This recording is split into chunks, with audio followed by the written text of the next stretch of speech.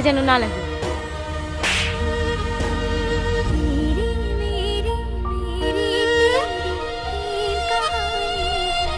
রনি, কাল থেকে দেখছি তুই মন খারাপ করে বসে থাকছি, কি হয়েছে রে তোর?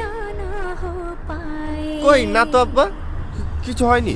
তুই অতটাও বড় হসনি যে তোর বাপের চোখকে ফাঁকি দিবি। সত্যি করে বল, কি হয়েছে তোর? কি হলো, চুপ করে থাকলি যে?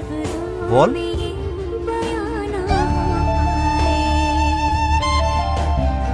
দেখ টনি, ছোটবেলা থেকে তোর সঙ্গে আমি বন্ধুর মতো মিশছি, তাহলে আমাকে বলতে অসুবিধা কোথায়?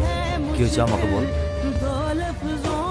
আব্বা, আমি একটা কলেজের মেয়েকে অনেক পছন্দ করি আর তাকে আমি খুব ভালোবাসি, কিন্তু মেয়েটা আমাকে পাত্তা দেয় না।